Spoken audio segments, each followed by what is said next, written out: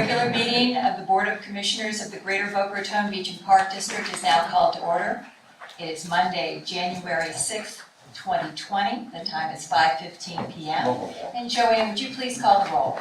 Commissioner Ernst. Here. Commissioner Engel. Here. Commissioner Rollins. Here. Commissioner Vogelson. Here. Commissioner Wright. Here. Commissioners, are there any changes to the agenda that you'd like to make? Hearing none.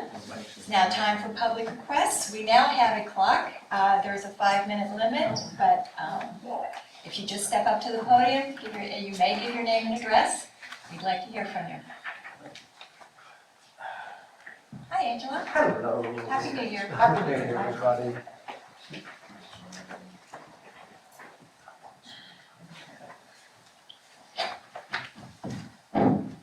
Angelo Sands, 7348 East Country Club Boulevard, Boca, 33487. Happy New Year, everybody. Hope 2020 is great for everybody. I would like to give my 5 minutes of time to Mr. Rick Hurd. Thank you so much. Thank you. Hi, Rick. Happy It's New the Year. nicest gift I've ever gotten.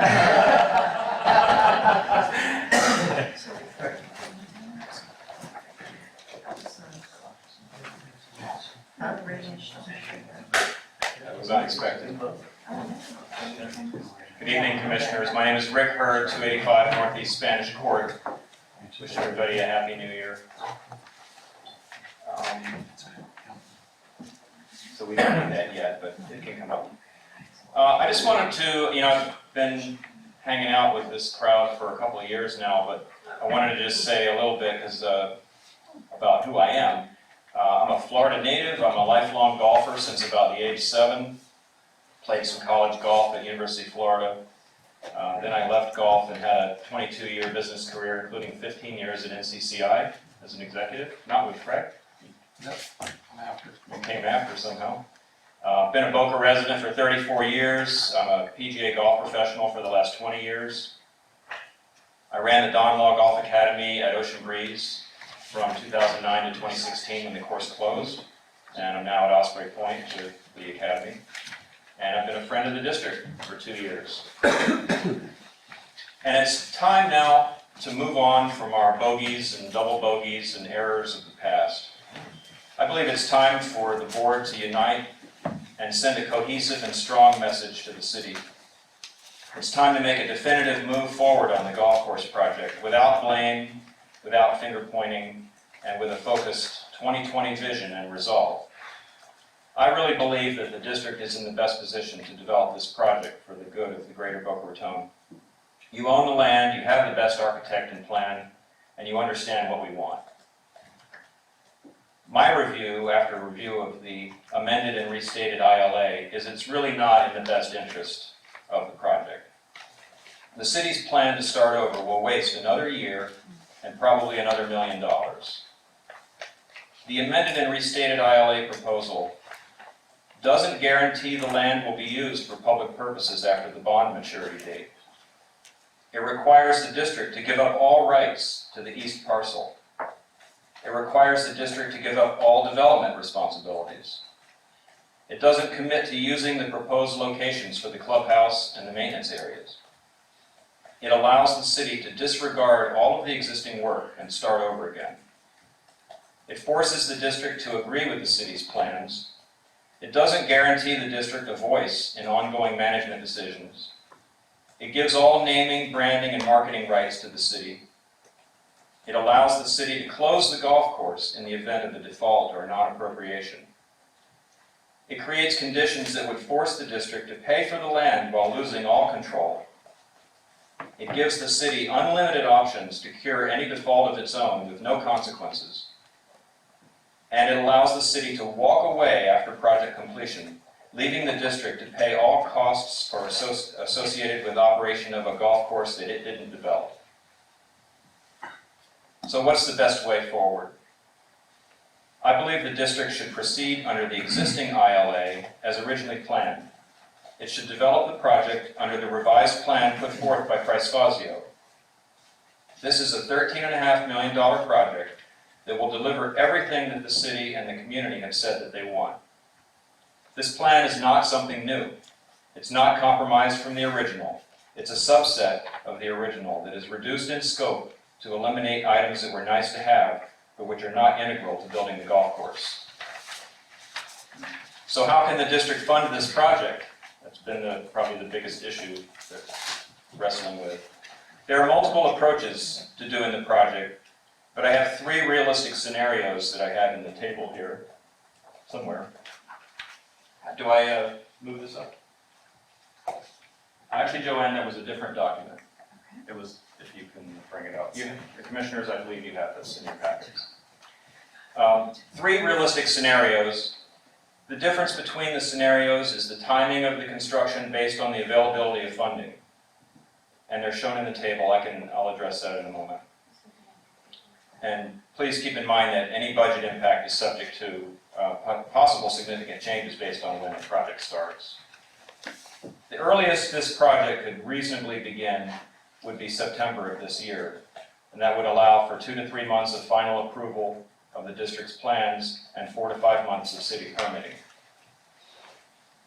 So before I get to that, I recommend that the district respectfully decline the proposed amended and restated ILA, reaffirm its intent to proceed under the existing ILA, prepare the revised project plan with costs and timing for submission to the city, seek staged approval of the plan under the existing ILA, request that the city provide detailed reasons and corrective actions for any denial of the plan, request that the city staff expedite the permitting process, reclaim control over the narrative of the project and the work of the district, commit to hiring an outside project manager, and mobilize and begin work with the objective of breaking ground in September of this year. So to explain the table, I don't know if everybody's going to be able to see it. Good.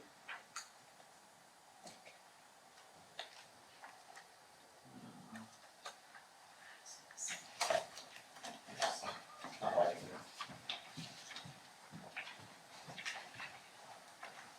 Can we call a timeout on the time? That's all right.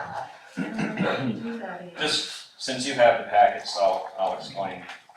And the numbers and the timing are courtesy of Wayne Branthwaite, there's Wayne, and Price Fazio, who spent some time working with Mr. Galanis and I to try to come up with costings. So the first approach would be obviously the most desired, where there was sufficient funding to tackle the project the way that any of us would do a project if we had money, which is get the project done in the least amount of time. And of course, that has the greatest budget impact in a short time. So that's this option number 1. The cost for, no matter what option we were to pursue, it's a $13.4 million project. Option number 1 is where a district has the funding to build, I can't get near this, but go like this. District has the funding to build the entire project altogether as dictated by the best project management practices. And so what I'm showing here is the fiscal year budget impact of this option. So in 2020 fiscal year, the impact would be negligible, $100,000. The project would just be getting started, breaking ground and clearing land. And then for 2021, there would be a major impact on budget. It would be $13.1 million approximately. And the project would actually end in December of 2021, which would mean there's a very minor carryover into fiscal year 2022. So that's if you have enough money to just go right at it. Option 2 is where you don't have that much money, but you have enough to build the 18-hole golf course first, which would be desirable, and it would hopefully minimize the downtime between the closure of Boca Municipal and this course. So in that case, you again would have a negligible impact this year. Again, I'm assuming in all of these that the project begins in September, which is optimistic, but it's possible if we were able to focus and get approvals. So this option would have an $8.1 million fiscal year 2021 impact, and 18 holes would be complete in October of 2021. And that actually coincides with the latest possible closing of Boca Municipal, if the city and GL Homes exercise both of their 6-month extensions. And then there would be a carry forward into 2022 of a $5.2 million budget impact, and the entire project will be completed in August of 2022. So again, this brings 18 holes up and playable in 2021, and it saves the east side with the driving range, a short course, and the putting course until August of 2022. And then option 3 is if the district didn't have any assistance with funding and it had to rely on your own budget and potentially not even a millage increase, how could we stretch the project out as long as possible to minimize the financing and still get the project done? So under that approach, we would bring up 9 holes and then bring up another 9 holes and then go to work on the east property. So that would have a little greater impact in 2020 because you have to start on the maintenance facility right away instead of delaying that because you're going to need it sooner.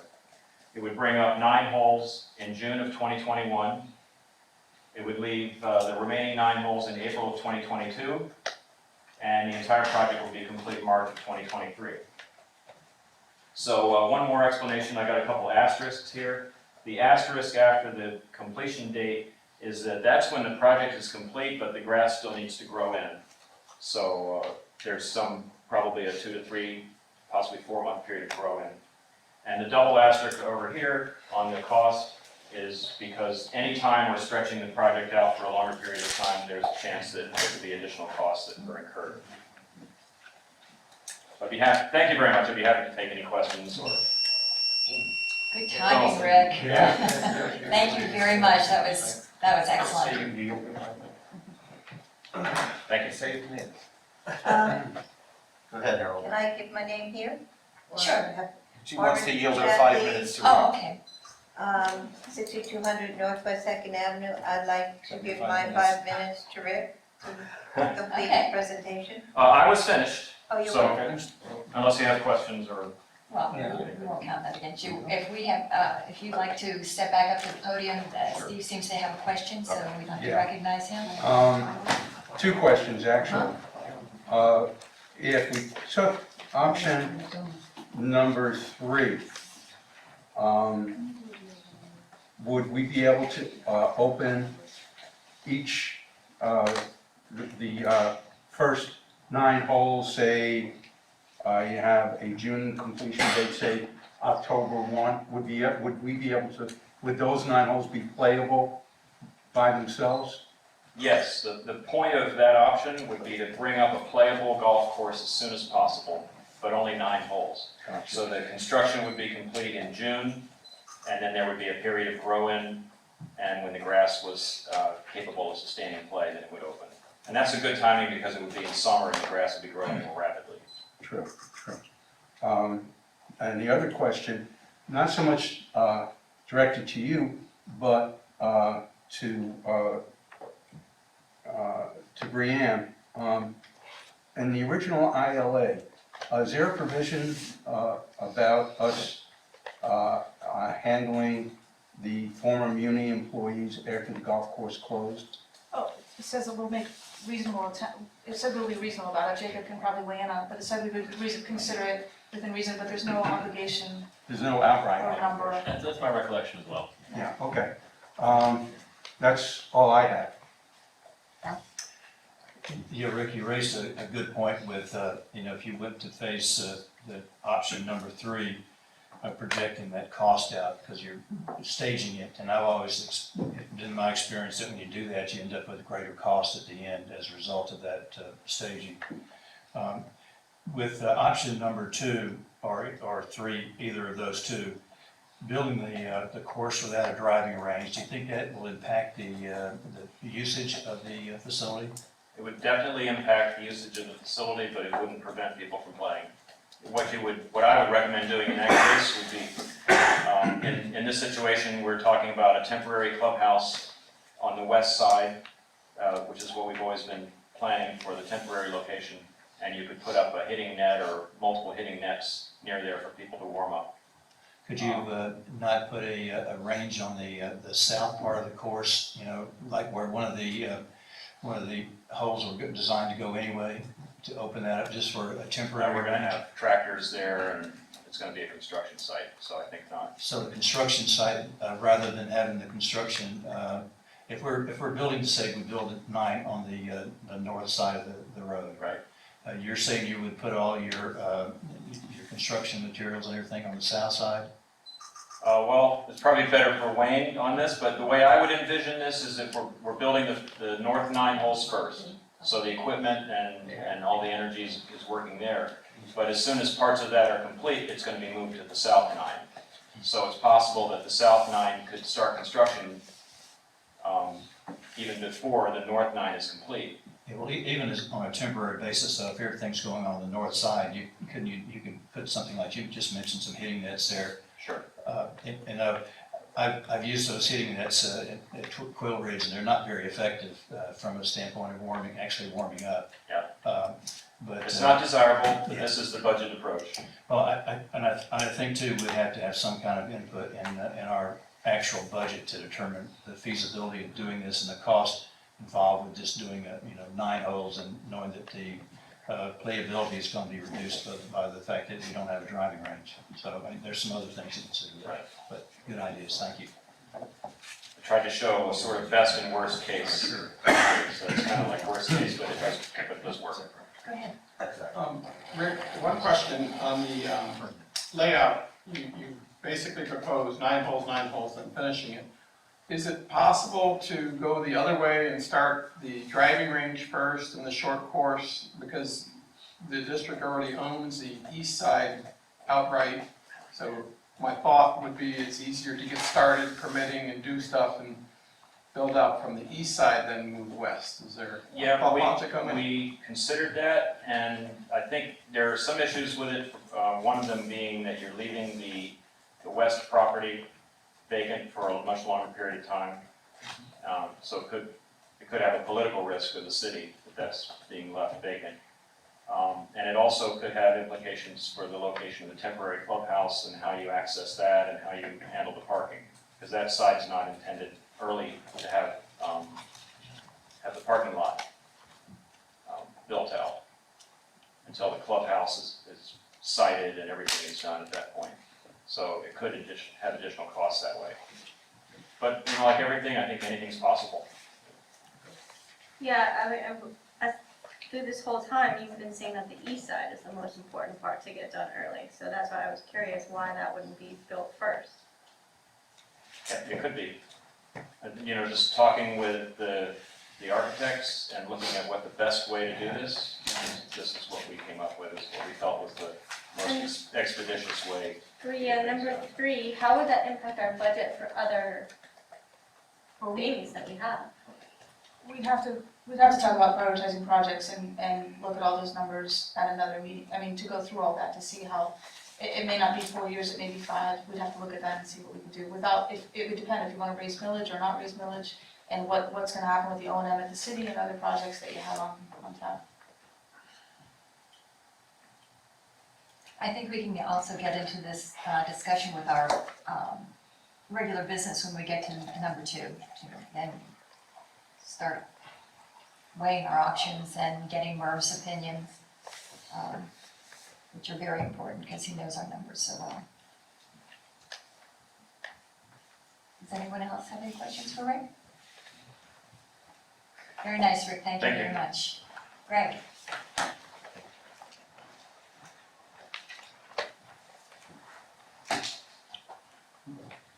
Hi guys, Happy New Year.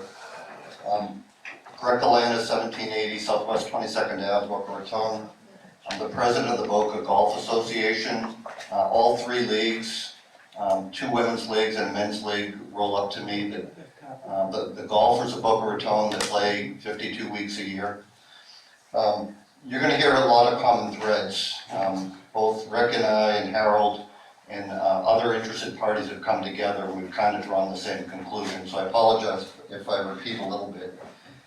We all read the city's revised ILA, and it clearly demonstrated that the city of Boca Raton is not interested in respecting any of the work that has been done over the 2+ years by Beach and Parks, by Price Fazio, and those of us who have been involved from the very beginning.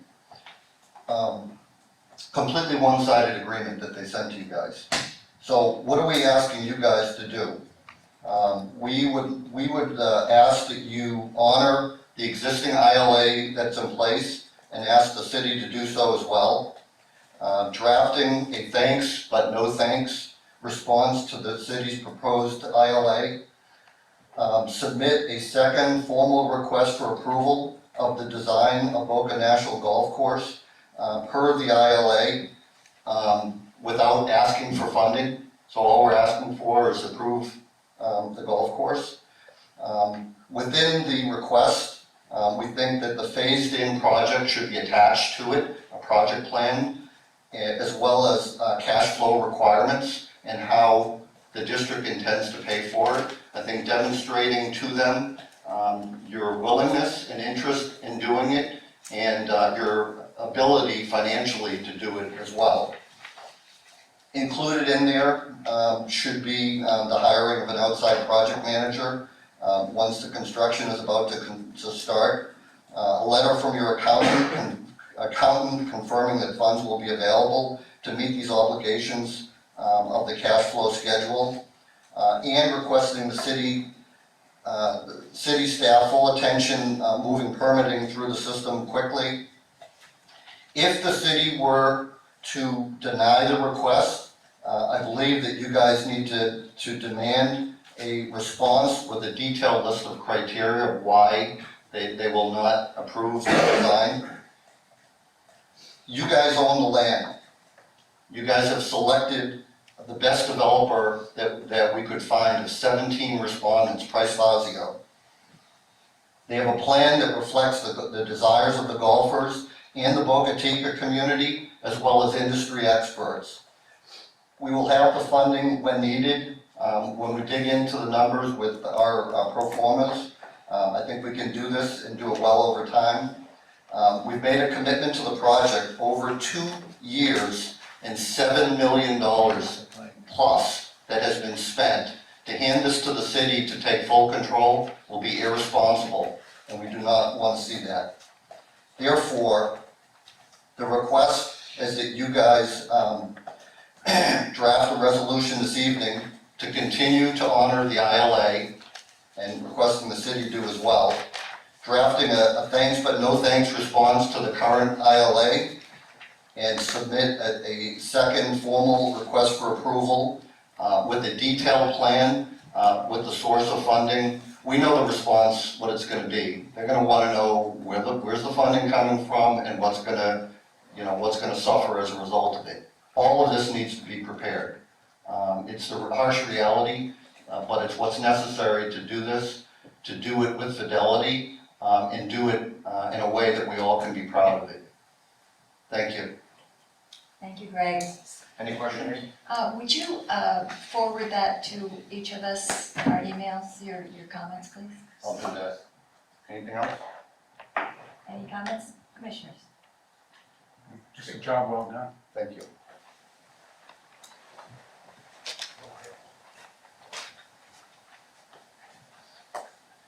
My name is Harold Chaffee. I'm the president of Keep Golf in Boca. I represent 2,000 people that live in Boca Chica. They have sent me here to send you a message. I know that they aren't here, but I speak for them. You have the responsibility of taking over this golf course and finishing it. You started it, you need to continue. I read the ILA, and the ILA is just a sham. All they want to do is take over this property and do whatever they want with it. They have no respect for you as far as all the time and effort and the 2 years that you put in, and all the charrettes and all the people that showed up and gave you advice and to develop this golf course to what we really wanted. They think that they can do everything better, but that's not always the case.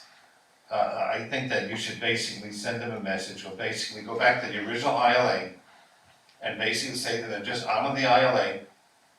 All you had to do was basically just approve the design. Not worry about the cost, and not worry about it. It's like the bank. You know, you're buying something from the bank, yes, they're very concerned with what you're going to do with the property, but where did the bank ever come and tell you how much money you're going to spend on your building? It's the same scenario, you know? They overstepped their bounds. I don't know the reason why, I really don't, I wish we all did, but to be totally honest with us, and why they wanna take this over so badly. It's more important to them than the Bright Rail, train station. I mean, we should be working together, but it doesn't seem to be doing that. It seems to be just a grab for the property. And like I said, I concur, we've all had meetings, and I concur with Rick and everyone else that basically we have to be united, along with you being united, in what direction you wanna be here. And you can do it. You own the land, there is no reason why there's a rush, there is no reason. You're not selling the muni, they are. Are they sharing any of the profits from the muni? Absolutely not. You know, it's totally ludicrous. They should be given, if Haney was still here, okay, she had the vision to finish this project. She would have given you the money and made sure this project was done properly. Like I said, there's no rush. You can sit with the property for the next 3 years. That'll back up the city's system tremendously, because they won't be able to sell the muni. They won't be able to get the money that maybe they need for the train station. But it's strategy. You know, they're doing the same thing to you. They're trying to choke you. They want to make it look like you are in a rush. You gotta get this done, no matter how much you get. You don't have to. Sit back, think about it again, and analyze the situation and make a valued decision. And that's what you should be doing. Thank you. Thank you, Harold. Who else would like to speak? Wait a minute. Can we basically, we talked about having comments after. I'll reopen public requests after we have our discussion. Thank you very much, and Happy New Year, I'm sorry. Same to you. Hi, Barry. Hello. Barry Tetro, 3088 Northwest 27th Avenue, Boca Raton. Happy New Year. Starting on a great note here, the big decision coming up. And I'm assuming it's a pretty big decision to kind of put a closure on this thing, get us going forward. I want to thank Rick Hurd and Greg Galanis. You have no idea how much work they've put in to trying to work this out. I mean, it's been phenomenal. And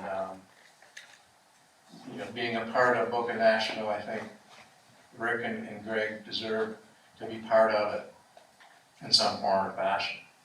After I went to that joint meeting last week, I was really, really upset. We're a team. I feel like we're teammates. We all want the same thing. We want to win. We want to carry out what we want to do the way we want to do it without being bullied by the city, who holds a financial sort of Damocles over your heads and says, well, we'll give you money, we got plenty of it, but we'll give you some for this course, but we want to design it. We think we're paying too much, and we got all these other architects out there, of which you probably can't name one or recognize one, who are anxious to bid. They've all put in bids, they weren't bids, they were off the top of their head or out of somewhere else. But to see this happen just really irritates me. And you guys got to get pumped up for this next meeting. And no more Mr. Nice Guy, no more we want to play with you, we want to build this with you. That's gone. They got no intention whatsoever of being a joint project. They want it. They got the money. They know you don't, or at least they think you don't. And they're holding that over your head. Leverage is what they've got. And if you can bring that request for approval of that plan, dump it on their desk, tell them we don't want any of your money, just sign it and we'll go on our merry way and build a good golf course in this community and go build your train station. Go pollute more air. But that's my feeling. So I think with that proposal by Greg, going back, say, here it is, we don't want your money, sign off on it. If you don't, we're going to go to conflict resolution, which is a very interesting segment of one of your, what the remedy is. If you get pushback by these people for no reason, no reasonable cause. If there is no reasonable cause, then they can't tell you it's cost so much money because they're not paying for it. And I don't know how they could anyway. So I think, go at it, get ready, and take it home. Thanks. Thank you, Barry. I didn't see you at the Gator Bowl. No, we had a party.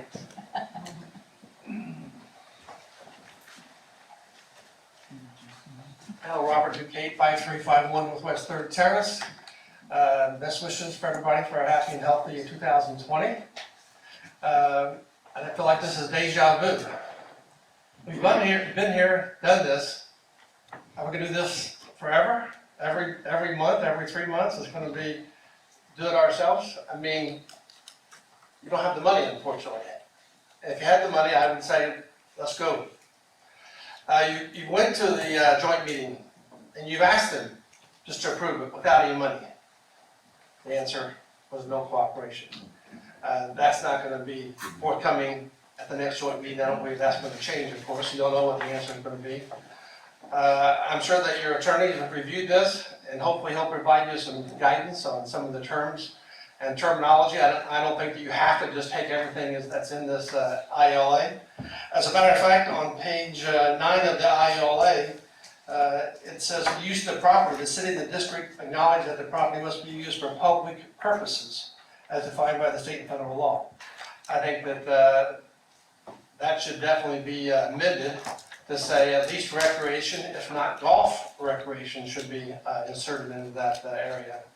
But again, I know that for many months I asked about the financial viability of the district doing this project, and we have subsequently discovered that it's not realistic. And to ask the residents to wait 3 years, the city could say we're going to close the golf course, the current municipal golf course. And so all these golfers that are supposedly supporting the district, unfortunately, they're going to be coming to the district saying, where's our golf course? If the city decided they're going to pocket the money. This is a financial windfall, I think, though. I mean, if I was in your position from a financial standpoint, not only are you not going to have to pay for the golf course, I certainly would not encourage you to share any cost or any profits. I think that considering the city is, has that in several clauses here in the ILA, I don't think that I would want to take the risk if I were you of having to pay with their design. And as we know in the past, their operation has resulted in six-figure losses every year, so that wouldn't make any sense from your standpoint. But I think that you should have some leeway. I think that especially on the east side, since you own it, it's your name. One of the things I think that would be you could certainly do to help protect the open space is, again, to officially, formally ask for that Jeffrey Street to be abandoned. We saw with the Bright Line, they put in a clause on page 37 or so of that Bright Line agreement to allow for the Bright Line people to support them in widening or having that go through. I mean, that makes absolutely no sense from a safety standpoint to have a 4-lane road bisecting a recreational area unless they want to put another tunnel in, which another $2 million just makes no sense at all. So again, I think that as time has come, you do need to be cohesive in your approach when you get to the next joint meeting, which is why you're having this meeting here, focusing on the golf course. So hopefully you can be in agreement so that when you go there, you're not all of a different opinion. Thank you. Thank you, Robert. Would anyone else like to speak? I don't see anyone jumping up, so public requests are now closed. It's time for the approval of the minutes of the regular meeting of December 16, 2019. Do I hear a motion? Move to approve. Do I hear a second? Second. Any discussion? All in favor of approving the minutes of the previous board meeting, please say aye. Aye. Opposed, like sign. Joanne, motion passes. The first order of business is the election of officers, found on page 5 of your agenda packet. Do I hear a motion to nominate chairman for 2020. Madam Chairman, if I might, I would like to enter into the record my nomination for Susie Vogelsang as chairperson for our next term. I would just like to say in addition that the past 12 months was a remarkable job under difficult conditions, and I would like to see you continue that since we're at a critical point with the golf course, and if we do undertake this project, we're going to need some continuity at the helm. So I nominate you as chairwoman for the next term. Do we have a second? I second. Discussion? Should we have a roll call vote? Sure.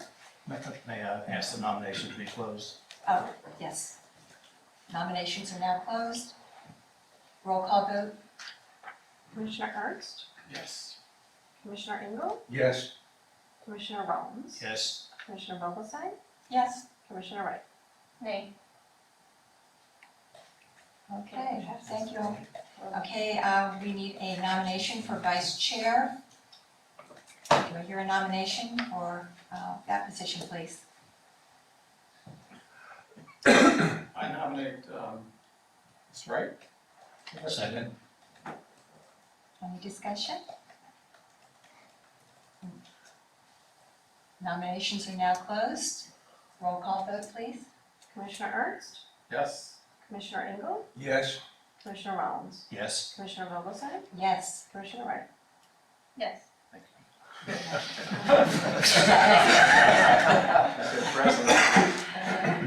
And the final nomination and a motion for secretary treasurer. Madam Chairman, I'd like to enter to the record Commissioner Ernst continuing the role of treasurer, secretary treasurer. There's been a remarkable interest on his part in developing, the financial pattern that we've become accustomed to. And Craig, I want to thank you for your input. It's been really an excellent job, and I'm proud to nominate you. Second. Any other nominations? Nominations are now closed. Roll call vote, please, Joanne. Commissioner Ernst, Yes. Commissioner Engel, Yes. Commissioner Rollins, Yes. Commissioner Vogelsang, Yes. Commissioner Wright. Yes. Okay, we got that. Thank you all very much. I'd like to also say that Craig has done an amazing job with our being the treasurer, and I know you've got my back, Aaron, so if I ever have to hand over the gavel. Okay, the second order of business is the golf course ILA discussion. And we have options. We've heard from the public. I'd like for our district council to weigh in on this document. Thank you, Madam Chair. Commissioners, good evening and Happy New Year. You have heard from the public who had some very good and insightful comments, and we have spent some time going through the amended proposed interlocal agreement. Earlier in the week, Ms. Harms and I spent some time working on, I should say last week, working on a bullet point breakdown which identified some of the potential issues that are worthy of some consideration and particular review. I think earlier one of the speakers used the word one-sided. That's probably a pretty good term to define this document. Probably a bit of a polite term I could use to define the document. I think that there's, if this is something that the district wanted to pursue in any serious manner, I think it would require some real significant consideration as it relates to a number of provisions. For instance, there is a termination provision for the city, but there's not a termination provision for the district. The ILA, in not so many words, would essentially give the city full and unfettered control over the design, the development, and the construction, the operation and the maintenance. But there's a provision that would allow them at the end of that entire process to terminate the interlocal agreement and turn all future operations over to the district. There are some fairly burdensome and onerous provisions in this document. After hearing all the conversation and input from the board, I guess I would like your direction in one of two ways. We can take this document, go back, mark it up, redline it, and bring it back to this board to consider with some input from each of the commissioners, then to forward to the city for some further review and their consideration. The document can be rejected outright, as was suggested by some of the speakers earlier, or there's some hybrid opportunities. But we would need some input from the board as to what direction that you all collectively want to go in as it relates to the future of this golf course. I would suggest that the document as proposed, as submitted, we wouldn't recommend it. That there's some provisions in here that at the very least require some significant consideration in the event the district wanted to move forward with a continued partnership with the city. And I'd welcome your input as to what role we can play in helping to facilitate that process, either through an amendment to this proposed revision that we can then submit back to the city, or through some other option. So I turn it over to you, Madam Chair, but again, we welcome hearing the discussion this evening and look forward to revising the document or taking some other further action as the board may direct. I'd like to hear from the commissioners how they would like to proceed, whether they would like to just outright reject this, mark it up, or take any of Jacob's suggestions. Steve, you seem to be ready to speak. Okay, thank you. Yeah, first of all, I'd like to thank council for their work on this agreement. There's a lot to go through, and I know when I read it, it was a lot for me, to use a term I used to somebody, to digest. It caused me, as a matter of fact, it caused me indigestion. We've jumped through every hoop the city has asked us to jump through. We've done whatever the city has asked us to do. And whatever the city has asked us to do, it hasn't been enough. There's still more at the end of that day. Originally, to be honest, I went through this with the idea of marking it up and sending back either a list of suggestions or a revised ILA. At this point, listening to the public and going over the concerns, I feel that we don't have any other option but to reject this out of hand, say thank you but no thank you, and go forward on our own. Thank you, Steve. Aaron? I mean, obviously it's one-sided if you read it, but I'm still concerned about us having funds to pay for the golf course on our own, and I know, and I appreciate the work that you guys did on this, but even looking at, I don't see how we could do it in this short of a time period. Talking to Brianne, it seems like the shortest time period we could get it done in would be 5 years. Am I right?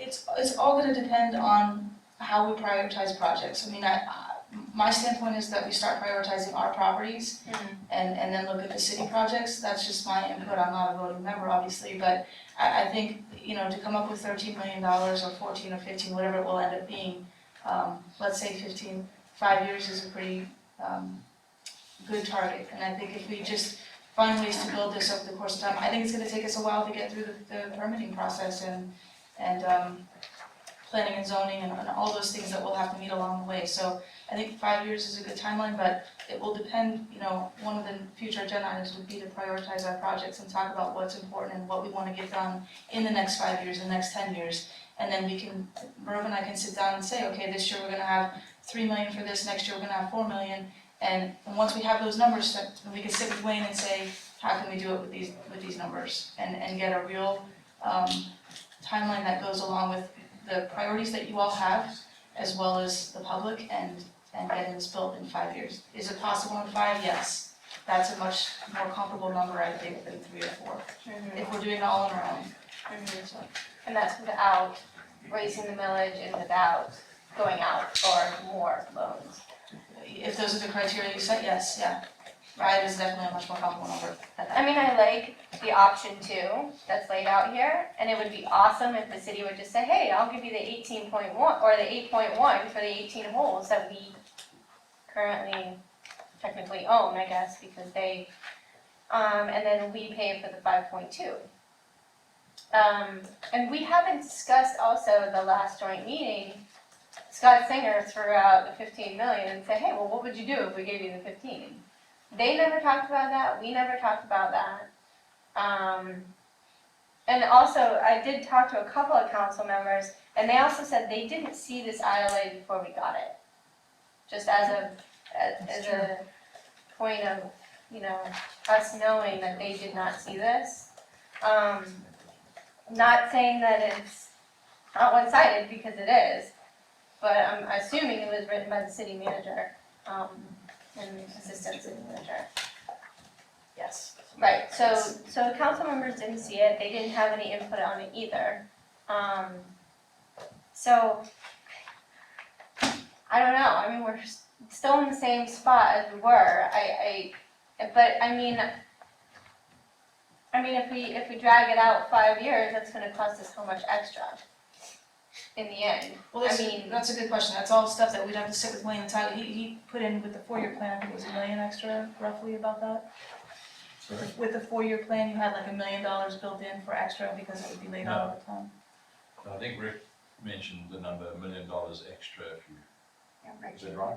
Over the course of the 4-year, the 2023 No, plan. look, on the, may I speak? Sure. On the chart, the bottom, the double asterisk, Mhm. what I said was that it could increase the costs, but that our feeling was that it would not exceed $1 million. And I just picked a number. For example, one of the costs that you would have to do if you brought up 9 holes early is you'd have to hire staff to operate the 9 holes. That you'd have to hire them earlier than you would, so you'd be adding that to the cash outlay during the construction period.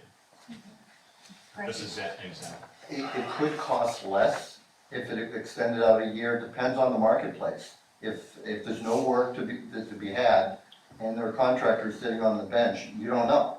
If people are overwhelmed with work and have no capacity, the price is gonna go up. So there's no guarantees, but to do it thoughtfully and to do it over time, and for you guys to control it is a priority for us. I'll get you one. Yeah, I was hesitating a bit to jump in there because I was pretty adamant during the whole course that we do the project.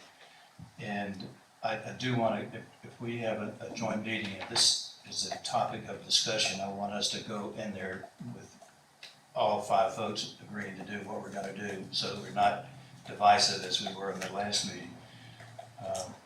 I realize and recognize there's some risk involved in undertaking this project on our own, but the phasing in, I think, is an appropriate suggestion that is one of the ones that Mr. Hurd mentioned. Some of the terms in the ILA, were pretty limiting as to what we'd be able to do and what input, although they said they would consider input from us if we participated in the profits and loss. I did not like the aspect of us not having any much input into the budget that they're preparing, and that we get quarterly statements if we were to participate in the project from a profit and loss standpoint, and that's the only way that we would have any input on the design. So I held steadfast to the fact that I did not want to participate in the profit and loss with this if it were being operated and maintained by the city. I'm of the opinion, like Steve, that over the last 2.5 years, we've invested a lot of sweat equity in this, as well as funds of the public to get this to the point where it is today. And I'm of the opinion that, if I were to make a motion, I'd use the same directive that Mr. Hurd used in closing, that we respectfully decline the proposed amended and restated ILA. I know the city went to some time and effort to put the ILA out, and when you don't have any input ahead of time on something of this nature, you get the kind of ILA that we do have. And we've had a similar experience with the city preparing ILAs that we've had difficulty accepting in final Phase 2, we did not accept because of the conditions that were outlined in the ILA and weren't able to negotiate any better terms on that ILA, which tells me that we'd have difficulty in this as well. So my recommendation, and I would vote that we respectfully decline the ILA and go back to the original ILA and move forward on our own. Craig?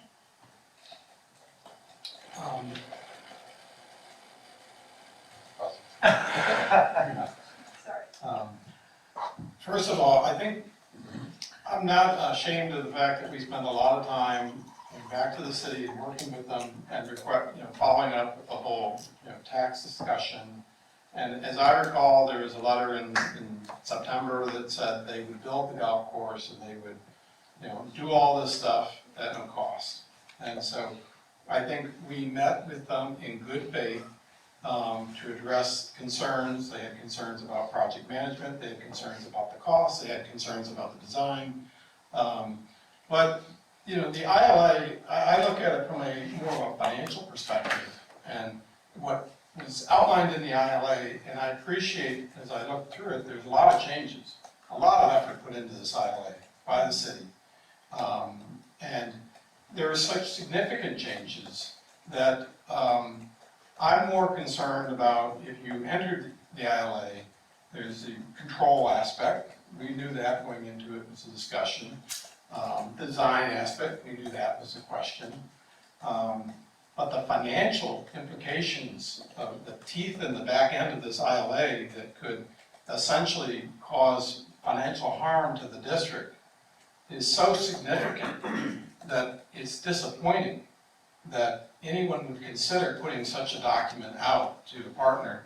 And it's even more disappointing that they didn't get proper direction from their city council.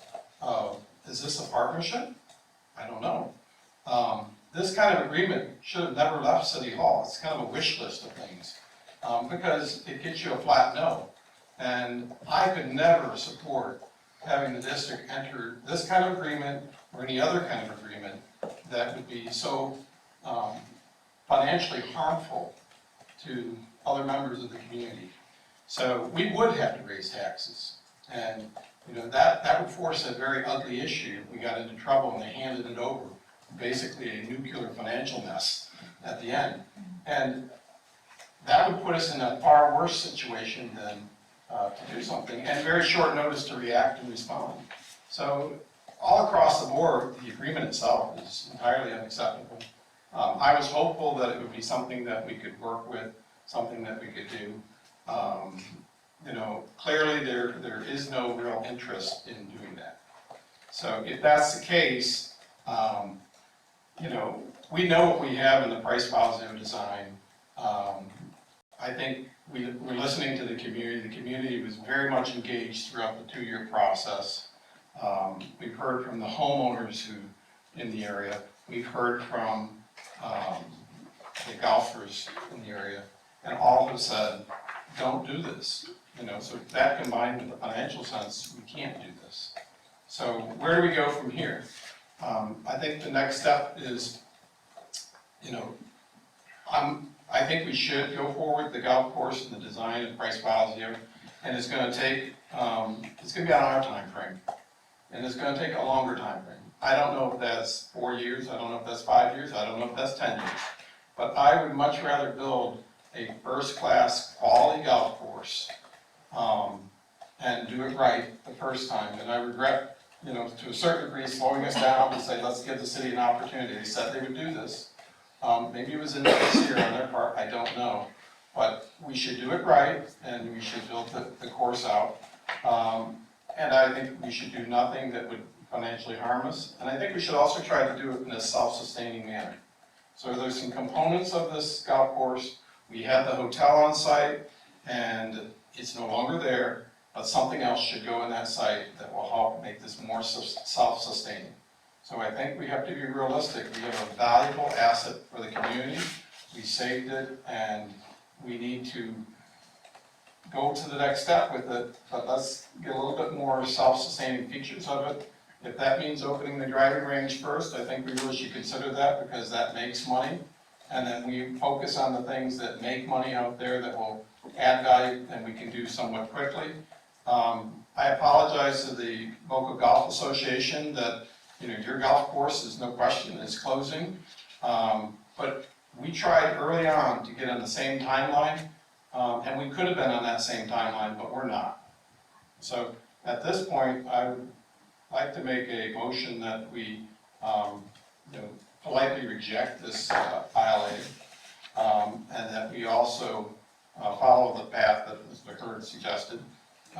We request also approval for our existing design plans. And I don't know that that design plan request has to have outlined exactly penny for penny, dollar spent and everything. I understand the need to do that, but we're going to follow the ILA that they agreed to and we agreed to. And we will work through our financial stuff, so we will do it on our time frame, and we should have the ability to be flexible. This is based on the project manager. I think the next step is hire a project manager and decide the time frame of how we can spread this out, how we match it up with our financial situation, and we do it in a framework that we don't try to raise taxes, which means it's going to be either self-sustaining from another party doing something, or we work through this, on a little slower pace. That would have liked to have it done a lot sooner, but it's not going to happen. Craig, well said. Would you mind restating your motion? Where's that cheat sheet? Here you go. Follow that. So we'd like to make the motion that we respectfully decline the amended restated ILA. And second, we'd like to reaffirm our intent to proceed under the existing ILA, and that we prepare in that existing ILA, we will ask for their approval of our design. And I put the base design that we've proposed, okay? Driving range, 18-hole golf course, short course, the maintenance facility, clubhouse to be done later, and leaving out the hotel site to be determined later. We will seek a staged approval of the plan under the existing ILA, and that we will request if the city denies this, we need to have detailed reasons and corrective actions of why they're denying the plan. But I don't think we should even go down that path. Let's focus on that. We would like to ask for expedited assistance with the permitting and, going forward with our plan. So I hear a second. Second. Discussion? I just want to add something that I think we have a deep responsibility to the community, and this ILA is not in the best interest of the residents of Boca Chica, and actually not in the best interest of golfers. So thank you for making that motion. Is there any other discussion? All in favor of the motion, please say aye. Aye. Opposed, like sign? Motion passes.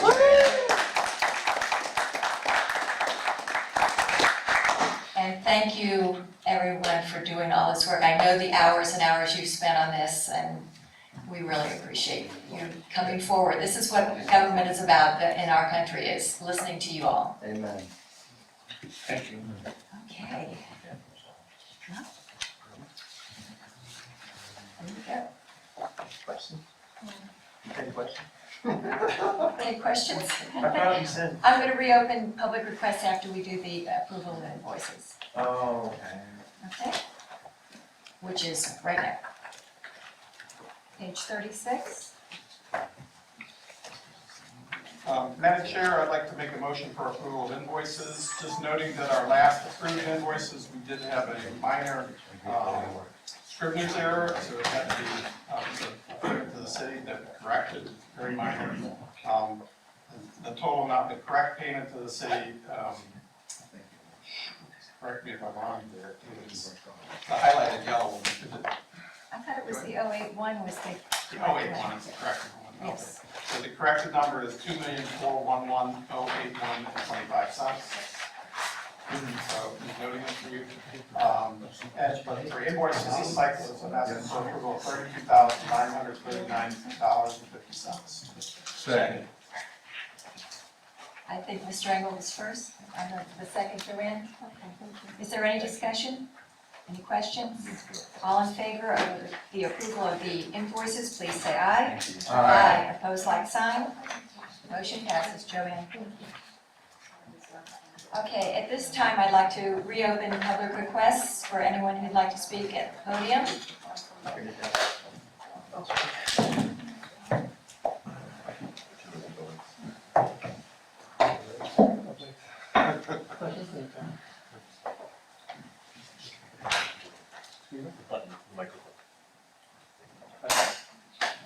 Angelo Sands, 7348 East Country Club Boulevard, Boca, 33487.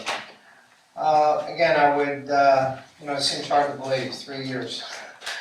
But the one thing I brought up over the years, we all know about the golf course. But, I've always seen this as so much bigger than a golf course. It's community development. That area of our town needs some help. And because of what you are doing, that area of the town is going to get some help. Now, like everyone in this room, I was hoping that this help would be next year. But, so would be life. We all know we don't always get what we want. But I think the most important thing is that the people who live in that area, I don't live on a golf course, but if I lived on that golf course, if I owned a condominium on Ocean Breeze, the last couple of years, your property values had to decrease, okay? Because of what's happened tonight, what we have is a community development project. And that those people that are living directly on the golf course or very, very close to the golf course, and once things begin to happen there, is going to make a huge difference in their lives.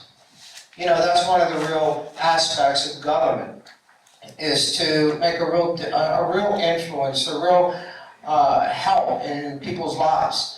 And this is exactly what's going to happen. Again, we talk about the golf course, and I love golf, and so, but I think the project has always been bigger than that. It's been a project that involves a golf course, but it also involves helping a side of our town that needs help. I mean, just think if you lived there directly on that golf course, and for the last 4 years, you looked out your window and that's what you saw, or you tried to sell that property. So what was done tonight was very, very important, obviously, for golf. But I think much more important is what it did for the people who live directly on or very, very close proximity to that, to Ocean Breeze, and how you're helping those people. And probably 90% of them never hit a golf ball in their lives, okay? But that's okay, because, and when you're doing public service, you do public service. And so, again, thank you so much. Again, if it's 5 years, it's 5 years, but at least there's a plan. The people who live there now know what's going to happen next month, next year, the following year, and can plan accordingly. Makes their life a lot easier, a lot simpler, and a lot better. Thank you so much. Happy New Year. Thank you, Angelo. Happy New Year. Hello, Robert Duquesne again. I don't know if any of you watched the end of the golf tournament yesterday, Ricky. Yeah. Justin Thomas, 18th hole, is up, hits the ball right into some high weeds. Destined for a bogey, at least for me. I think unfortunately this document was a bogey, obviously by the city. There was nobody, probably in the city council, as you've indicated, that had any real input into this. Unfortunately, I think that when you have a bogey or you're in the hazard, what do? You have a choice. You can try to hack it out and try to keep on going, and usually your score is worse.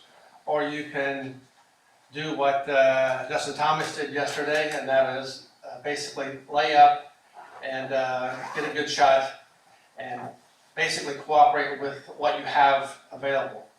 This is what we have available. I think that your legal counsel made some good points. Obviously talked to Brianne about it. Yes, it's one-sided, but if you don't give them the opportunity to say, okay, we need to have this changed, that changed, to make it an agreement that's workable, then you're just compounding their bogey with another bogey, from a golf terminology. So I think that, what is the plan? There is no plan. Are you going to sue the city because they're not going to approve your design? I mean, how long is that going to take? How much is that going to cost?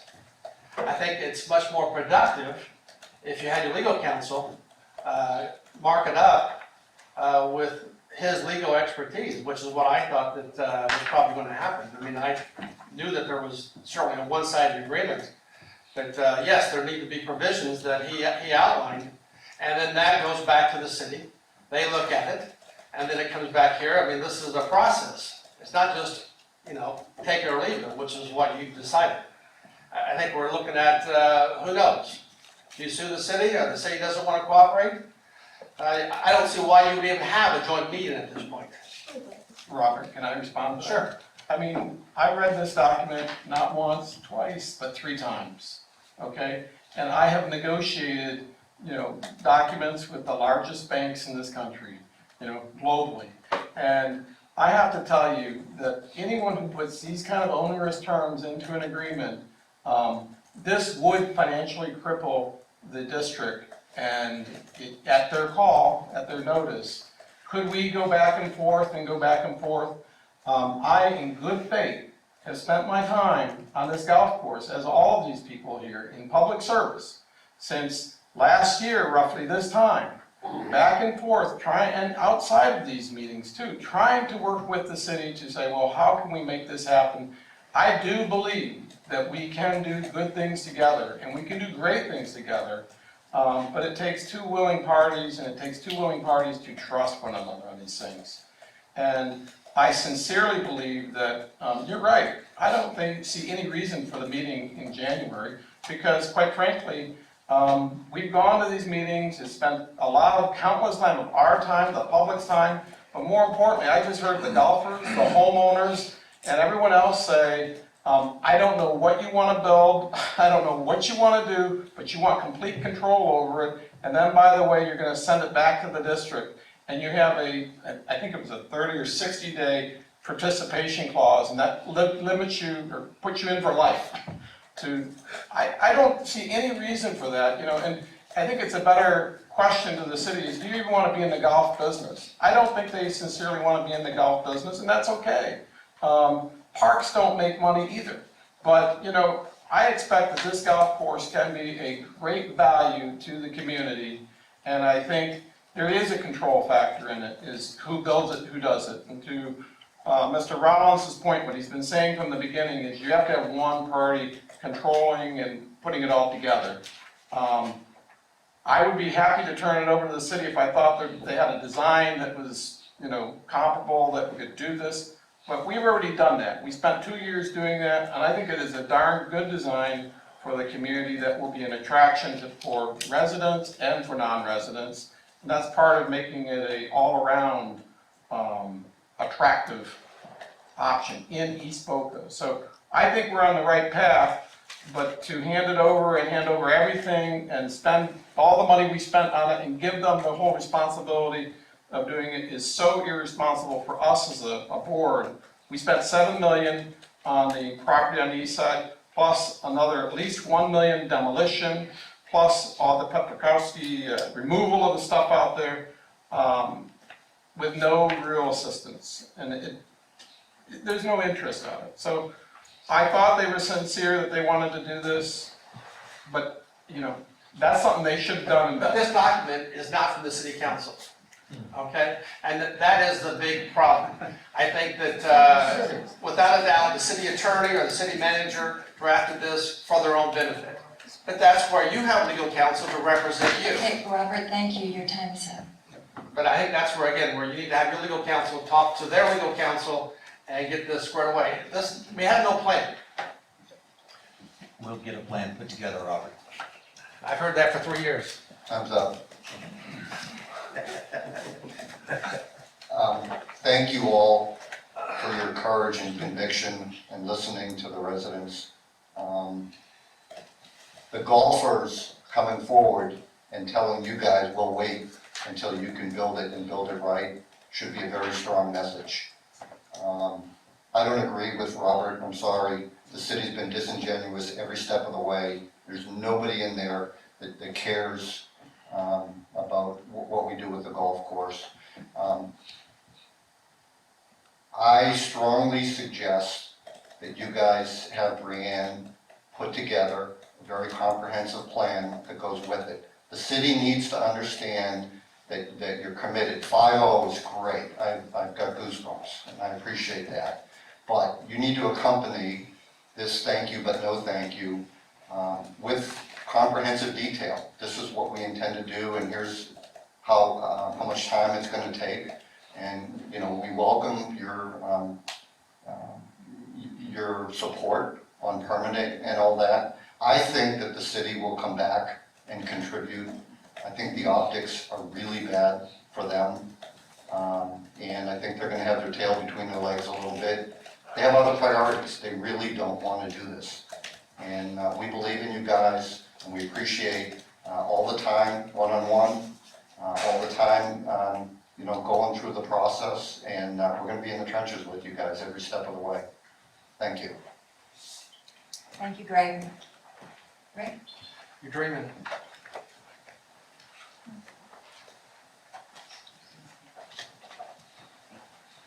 Rick Hurd again, 285 Northeast Spanish Court. I would like to congratulate the commissioners on a bold and positive decision, and I also disagree with the former speaker.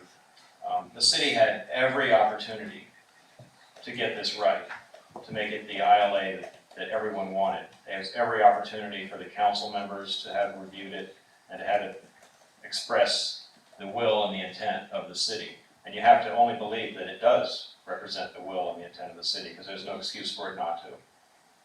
So congratulations. And someone else I heard say, well, we're back to square one. We are so far from square one right now that I'm really encouraged by the unanimity of the commissioners and the direction we're going. So I think we're really on board and ready to rock and roll and get this done. So thank you so much. Thank you, Rick. You were part of this, and we really appreciate all your efforts and sticking by us. My name is, Harold Chaffee, 64 North Institute. I just want to thank the commission for basically doing the right thing. We've gone back and forth with the city so many times, back and forth, back and forth. Every time we go to them, it's a different thing. You have done everything that they asked you to do. You got rid of Koski, we got rid of did everything. I mean, there's nothing else that you could ever do to satisfy these people.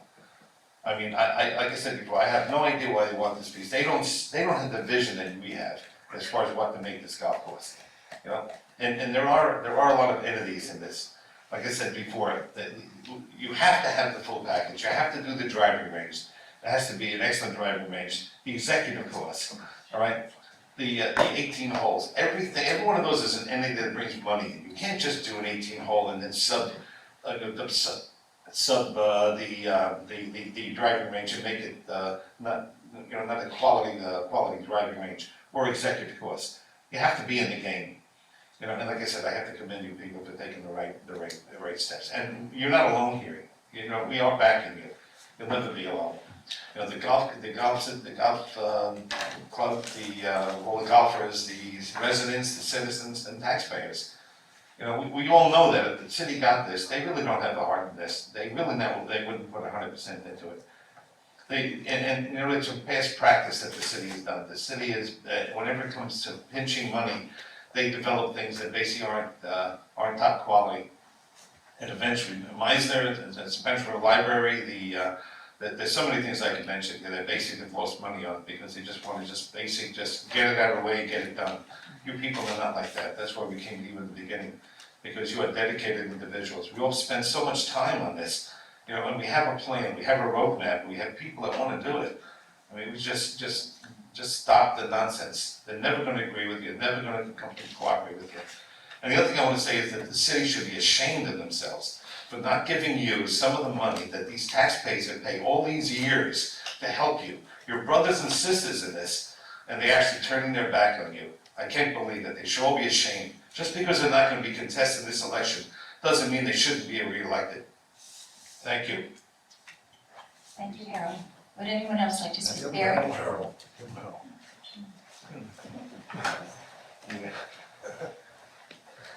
And your role is going to resume next email. Okay, Barry, J. 3088, West 27. Let's see. Well, you know, the whole thing started with Winter Park. That was ground zero before they Park. Whoa, we have a new way of doing things, and it's cheap. So, then that, planted the seed for, okay, we had big, and what a waste of time. Going any further than this, other than saying thanks but no thanks, as fast as possible, tomorrow, whatever, walk it over, whatever you need to do, get it in their hands, no meeting, or if they do have one, what we say in here needs to be said to them about the way they've abused the district, the way they're trying to hold money over their heads so they can have their way, get their names on the landscape, on the course. To me, it's political. That's just my opinion, but I think there are, people on that council that are grandstanding, to be honest with you. So, the other question I had was alternate funding. Is there any that Mr. Ford,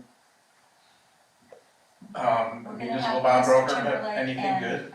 Our treasurer and our executive director meet and work on all the financials.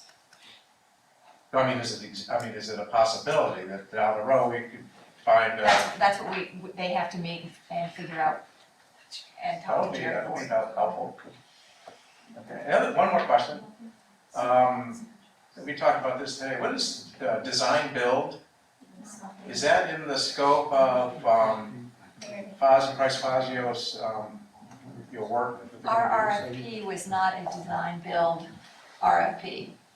It was a design RFP. There are design build RFPs, is that correct, Wayne? That's correct. That's correct.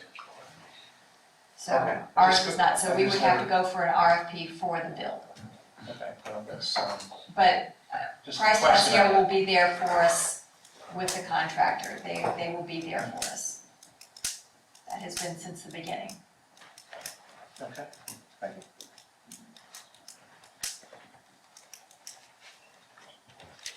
Anyone else? Okay, our second public requests are now closed. It's time for the reports and discussion items. The first one is the executive director, Ms. Brianne Harms. Happy New Year, everybody. Just a few things to let you guys know that are happening this month that we will have projects that are getting accomplished. The Patch Park batting cages will be done. The asphalt resurfacing at Patch Reef and Sugar Sand are going to be completed this month as well. Sidewalk repairs here at Sugarland Rapid Center. And also, Melissa had a tree evaluation done at Boca National, and there were some trees out there that needed to be on our property that needed to be cut and some removed. So that'll all be finished by January 10th.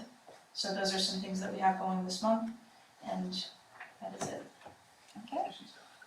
District Council, please. Madam Mr. Chair, thank you. Horowitz. Say congratulations on your re-election, but I don't think else to add this evening. Thank you. All right. Commissioners, Commissioner Wright. Yeah, I guess I'm just really disappointed that we couldn't come to some sort of agreement with the city. It was kind of always really hopeful, I guess being a naive newbie politician, that we would be able to work something out. But I guess after hearing Craig discuss the financial impact of this ILA, I knew it was one-sided, but the fact that the city would give this to us without having council look at it first and give it just shows me that their leadership is not willing to work with us, even though I think some council members are willing to work with us. Their leadership isn't. And that's unfortunate, but I think we still should work on our relationship with them even though, and I know Brianne has to work with their leadership on things, but we should still make an effort on our part to work with council to develop a better relationship with them, because we're not a municipality, we're a taxing district, and we have to remember that as well. And they do have a lot more on their plates than we do, and they have a much bigger budget than we do. And I think that's just something we need to keep in mind, that we are their partner in doing things for the district and the city. So I'm just disappointed in everything, kind of, and bummed out. But I don't think it would be, I mean, like Greg said, I don't think it would be a bad thing to put some pressure on them to give us some money still for the golf course. Yes, we can handle it ourselves over a longer time period, but hey, if you do have some money that you can give us for this, great. We would be absolutely willing to take it. And I'm glad that we have the golfers here in the community saying that it's okay that we take the time, because it is gonna be needed, because we don't have the money right now. So you guys are well aware that it is gonna take the time. But, I'm just disappointed. And Erin, you've come a long way. You're not a newbie politician. You're a Well, I guess you're a veteran community service. Is it better? You've done a great job. Steve? First, I'd like to congratulate our officers on their reelection. I think all of you have done a sterling job, and especially considering the circumstances over the last year and what's coming up. As I said to Craig, congratulations, and I'm sorry.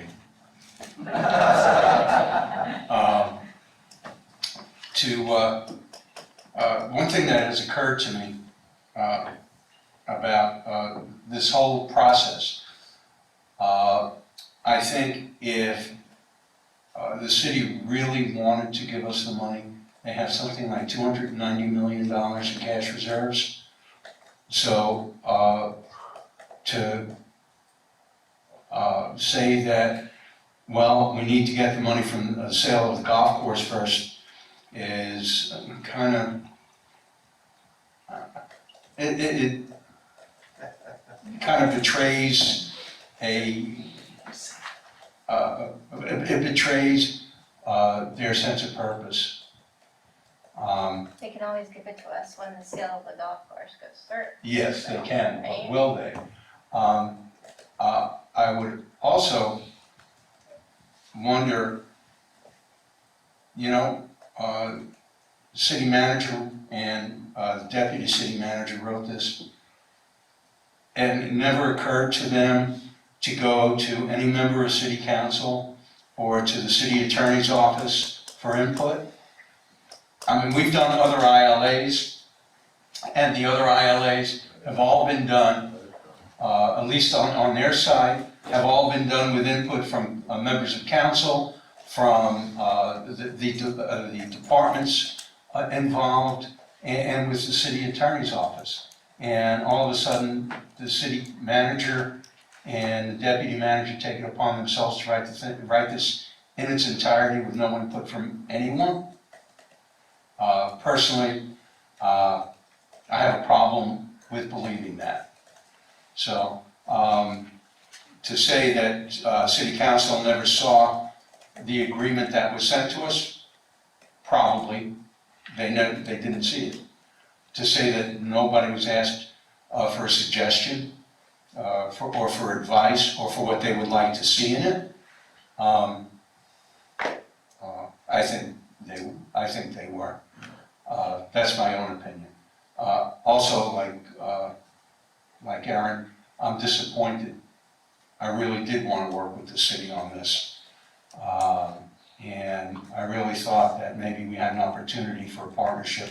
And I hold out the hope that at some point in the future, we can work as partners. But this, it says to me that they're not interested in partnering with us, even with them as senior partner and us as junior. And that's all I got. And Happy New Year to everybody. Thank you, Steve. Craig? Well, on a more happy note, I did attend the downtown Boca parade with the Boca Mantis team, and it was very well attended by residents in the community.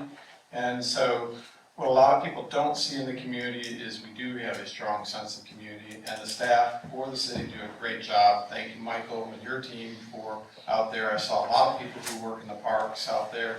I would say it was a great event. I think that, as Aaron pointed out, related to the golf course, I'm disappointed. I think it's kind of a sad day that we got this far and we spent so much time on it, but that's okay. I think that we should just go forward with the assumption you will have nothing from the city, and we're not looking for handouts. And although nice, I don't really want to go down that path again.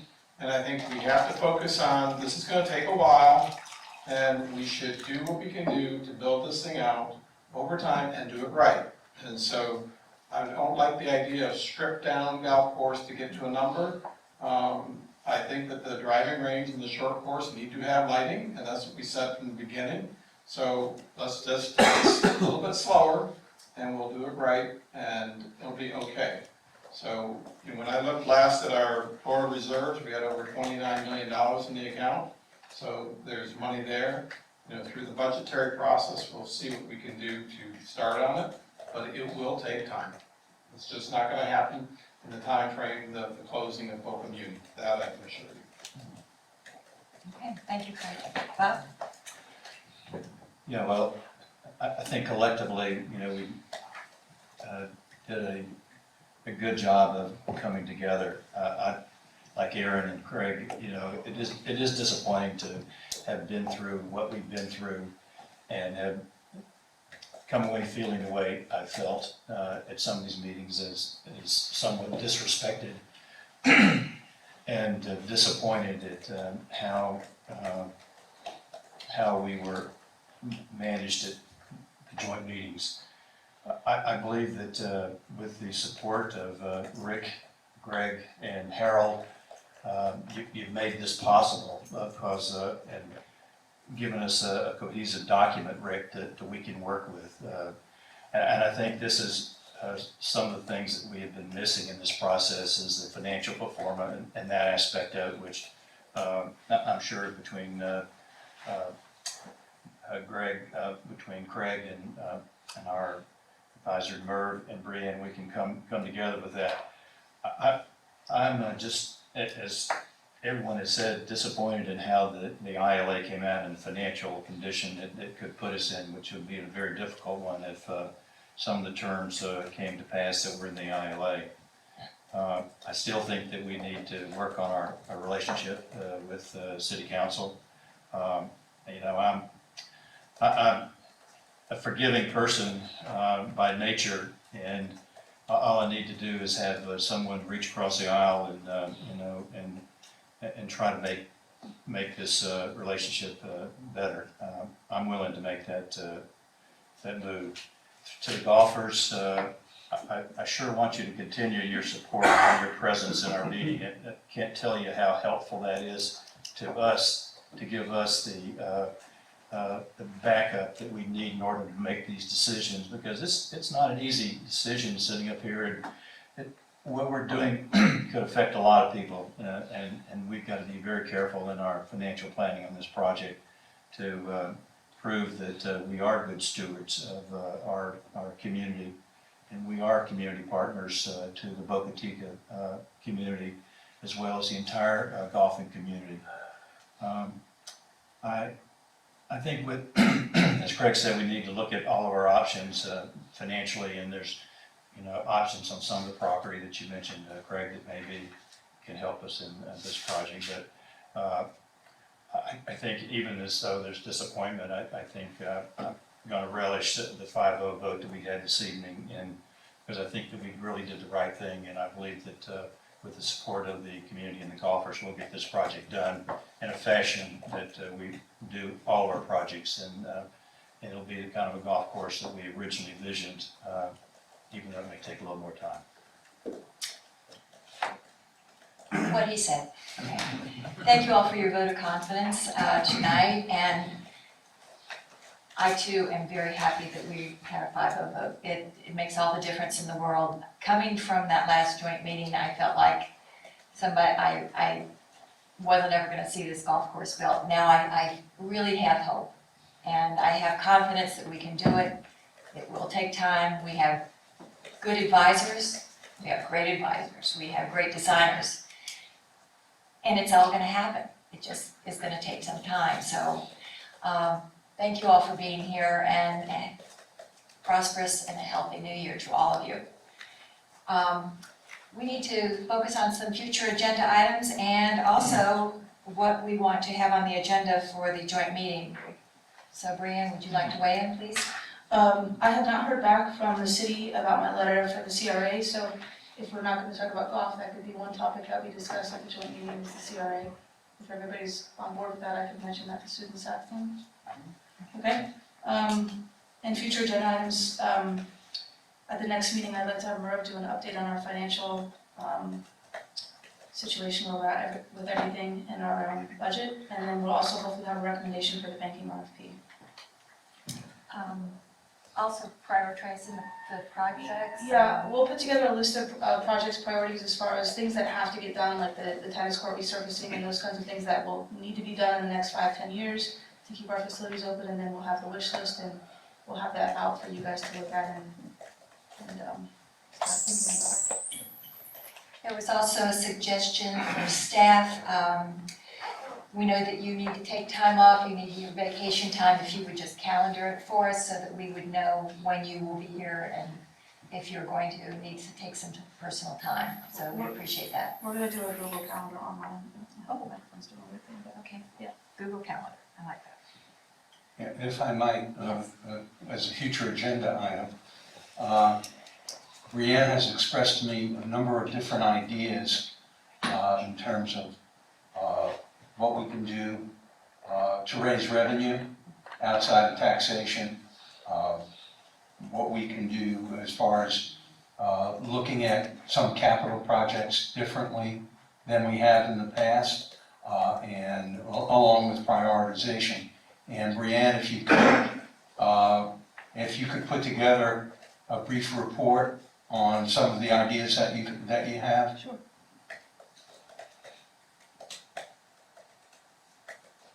Good idea. I come up with one a year, that's it. Oh, no, you have more than that. Anything else? Move to adjourn? Do I hear a second? Second. All in favor, say aye. Aye. Aye. Meeting adjourned.